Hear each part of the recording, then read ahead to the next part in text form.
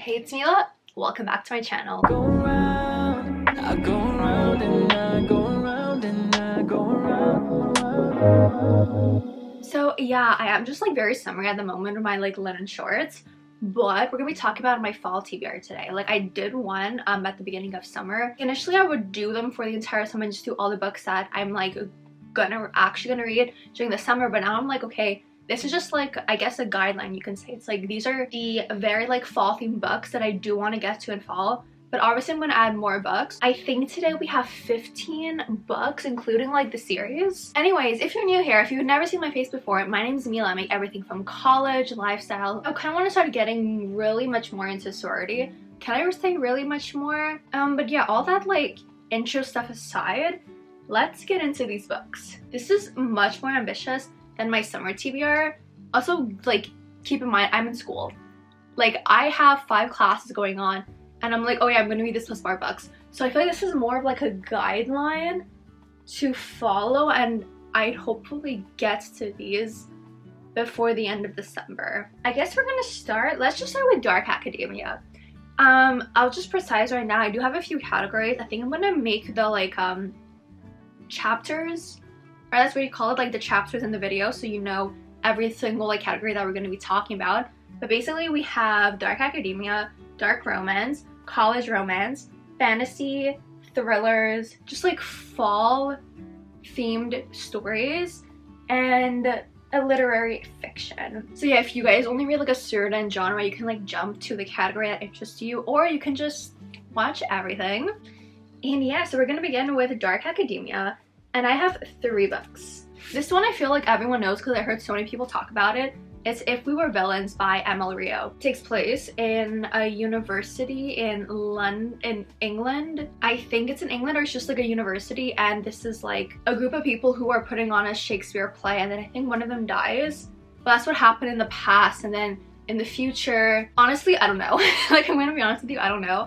I just know this involves a like theater troupe who are putting on a Shakespeare play, a person who was murdered, then I think our main character, I don't remember if he was sent to prison or he was all I know is that prison was involved. I feel like I say this all the time, but when I pick up a book, I read like the synopsis once and then I tend not to read it again.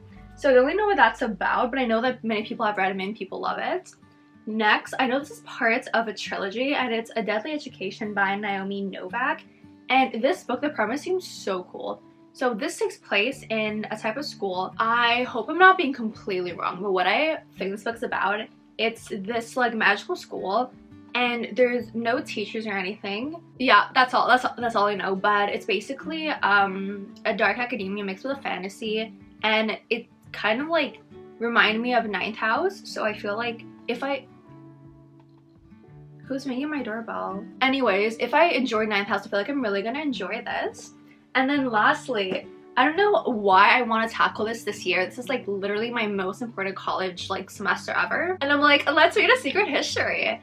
This book, like tiny font, pretty massive. Like in total, it's not like a huge amount of pages, but I've heard people who read it and they're like, it's a lot. It's like almost 600 pages. I feel like I'm gonna like this, but then also I'm kind of scared. Like I don't want to get into a slump because I kind of had to put off reading this because of school. So I don't know exactly when I want to read this, but I know 100% before 2024 I do want to get to this book. Next, let's move on to something fun, something less creepy. So college romances, and I have 2 over here. The first one is Ivy. It says that it's by Willa Nash, but it's technically Devney Perry. And this book, from what I understood, it's like very Pretty Little Liars vibes. It's set in university, and I think there's these 3 girls who are roommates. Yeah, it basically says just like Pretty Little Liars but set in university. So it's like, you know what? I don't need to know anything else. I'm buying it. It's a little chunky, or yeah, it's like just under 500 pages. So like a little chunky.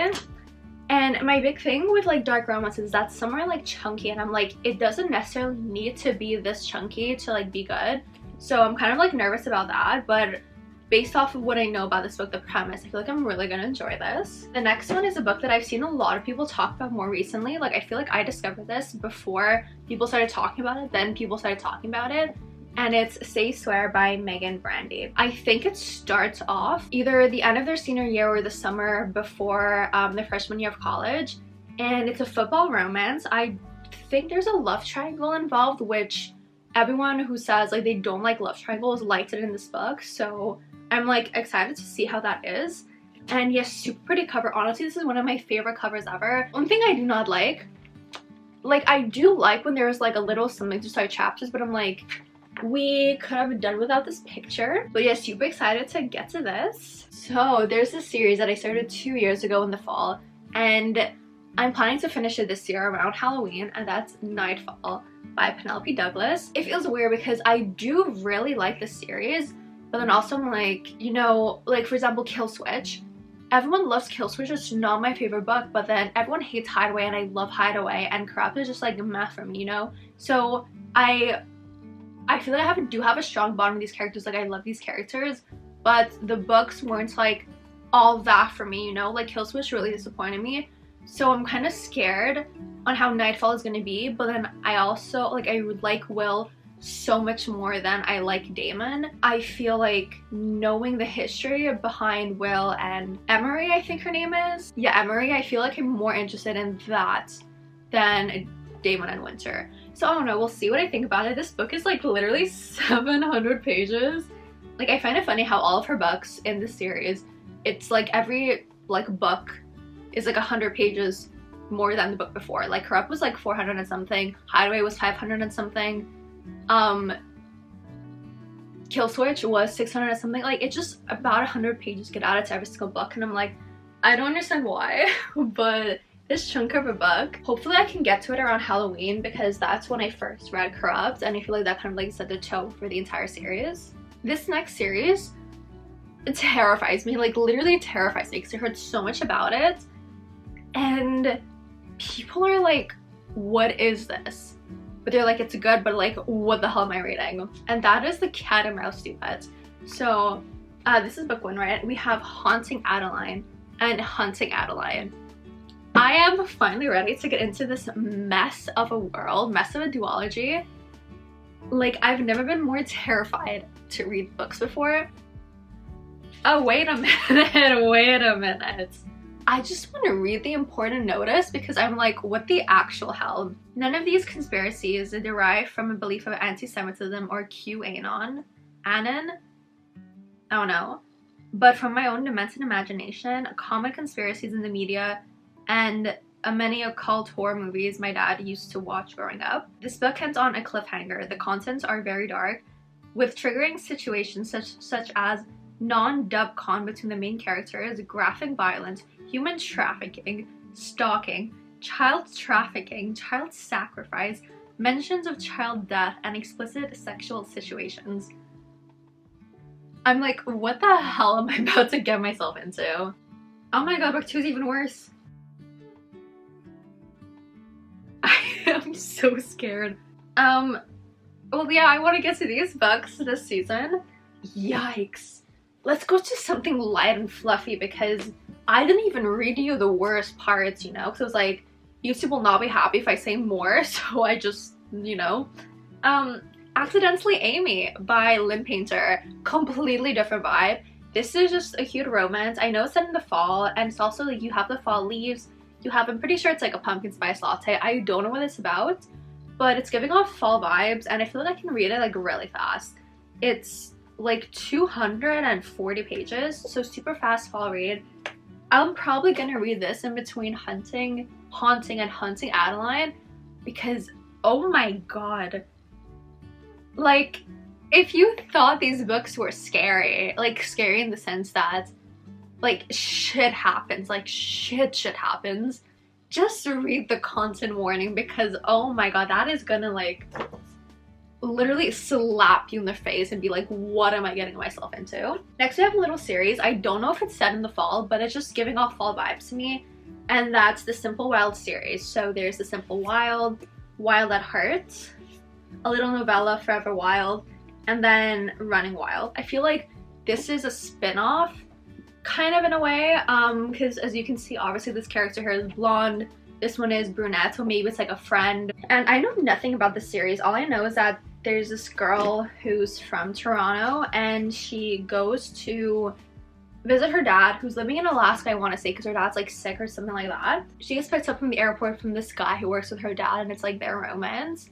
I know nothing else about this book. I feel like it was very talked about a while ago, but I didn't hear anything about it. So I'm very intrigued to see what happens here.